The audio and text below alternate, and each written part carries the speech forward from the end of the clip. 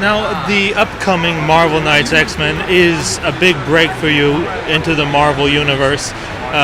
Gorillas is great, but what is it to draw superheroes now?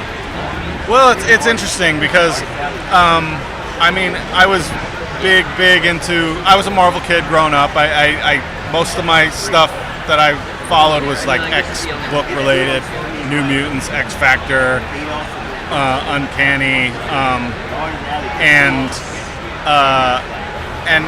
beyond Batman, I really didn't get into much of the DC universe. So it's very cool to be working for like one of the companies that you followed. But that being said, I haven't read a lot of superhero stuff in probably the last 10 years. So like, given this opportunity, I did have to kind of wrap my head around the world of superheroes a little bit again, and I don't know. It's interesting because they're obviously like going for some kind of indie creators for this Marvel thing, and I think they want kind of an outsider's view a little bit of it. But at the same time, I have a lot of nostalgia for like the books that I grew up with, so I'm kind of playing on both of those a little bit, and probably not knowing what's going on too much is maybe a little bit of a benefit. But I mean, just like any other book, I'm just trying to make something that I would want to read, and take the elements of the X-Men that I enjoyed reading, and kind of put my spin on it, and hopefully, some people also are like, in that vein of thinking. But it's interesting. It's very interesting. I'm very interested to see how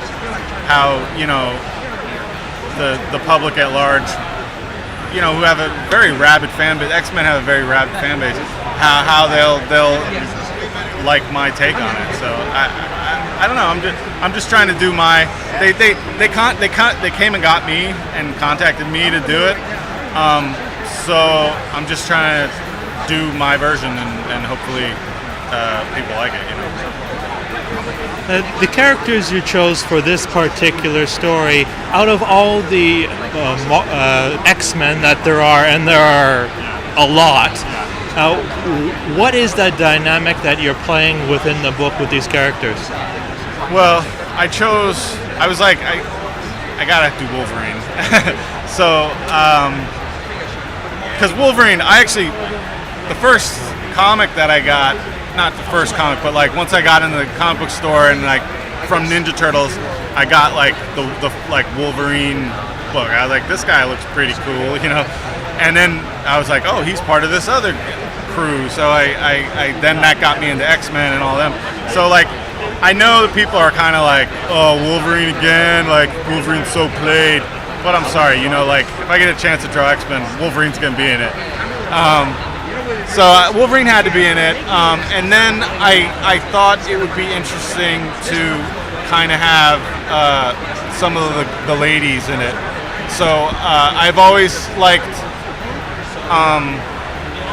Kitty and Wolverine's relationship. That kind of, when she first came on, she was like the young girl, and he was like the gruff, like animal man, but they still had this kind of kinship that beyond like the kind of surface, and I always liked that, and I thought that it would be interesting to kind of revisit that a little bit in terms of she's grown up a lot and is much more of a leader of the X-Men, and as kind of the de facto replacement for Professor X in a lot of ways. And so I thought that would be interesting just to kind of see how that relationship has changed a bit. And then also Rogue. I've always been interested in her as a character who started out as a villain, technically. And then because she was out of control and her powers were out of control, she felt the need to seek out help and kind of became, changed her career trajectory, if you will, or she became a good guy, for lack of a better word. and some of the themes that this will touch on have to do with people's pasts and stuff, their past coming back to haunt them a little bit. So I thought that Wolverine and her would be like perfect people for having pasts that could potentially come back and haunt them a little bit. That's mostly why I picked them. I also didn't want to pick too many people and like go with.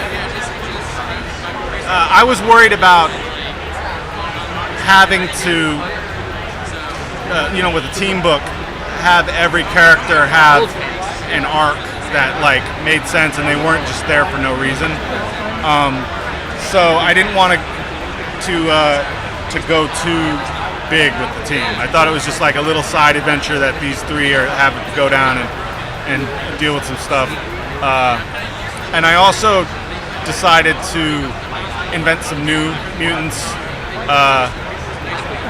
that, because mutants are now popping up more because the Phoenix Force have been released. And I thought that would be a way that I could make some characters that didn't have massive histories that I had to worry about and were actually like blank slates so that they could have a little bit of mystery about them and also have a little bit of getting to know them and, are they who they think, are they who we maybe at first think they are, and that's harder to do with characters that have such massive backstories. So I thought 3 was enough, especially if I was going to be bringing some new people in. So, but also there's some of my favorite guys are like Nightcrawler and. Which he's not currently dead-ish. And Colossus. Like that was my choice team. Like in that kind of like late 80s, early 90s, where it was like Wolverine, Nightcrawler, Storm with the Mohawk, Rogue. Kitty actually was probably with Excalibur around that time. I guess because Nightcrawler then went to Excalibur too. But in that, right before Excalibur, that kind of time period, I really liked that team. And also they didn't have Cyclops, who was kind of a tool even in the comics. Now he's all edgy because he's kind of a bad guy. He's still a tool. Yeah, he's just a bad guy who's a tool now. But so yeah, it wasn't too hard to pick because some continuity stuff made certain people unavailable, and then Wolverine was a gimme.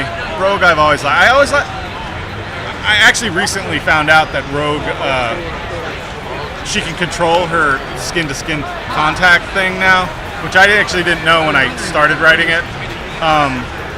But I always thought that was such a great tragic thing that like she couldn't touch anyone, or she would like suck their soul out of them basically. So I don't know about them changing that, but I think even though that's happened, the psychology of it is still kind of messing with Rogue a bit, being able to get close to people and stuff. Is there a moment in the series that you just thought, I can't believe they're actually letting me do this, and you just enjoyed fully? Not so much a moment in the series as much as just doing it, like at all. I'm constantly kind of like, I can't believe they're letting me do this. And also, I'm constantly like, just surprised that they're like, yeah, okay, do that, like that my ideas aren't more being questioned or something, So they've really given me free reign. There hasn't been a whole lot of, limitations put on me, and I'm kind of surprised because, who am I? But it's been great. The working relationship so far has been really fun and laid back, not stressful. It's a good working environment. I know you can't say much because you want to keep the surprise going for the book, but what are some of the things we can look forward to? Well, I mean, I do.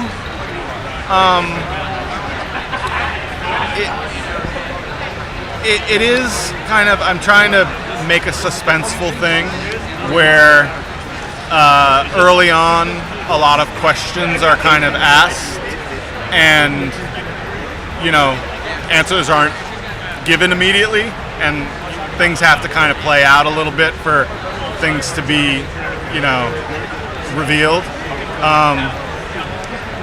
So I do, I think part of the fun of reading this series is going to be in